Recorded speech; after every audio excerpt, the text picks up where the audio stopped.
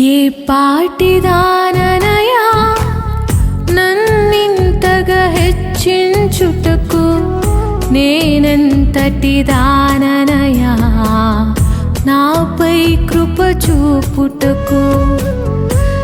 ఏ పాటిదాననయా నన్నింతగా హెచ్చించుటకు, నేనెంతటి దాననయా నాపై కృప చూపుటకు.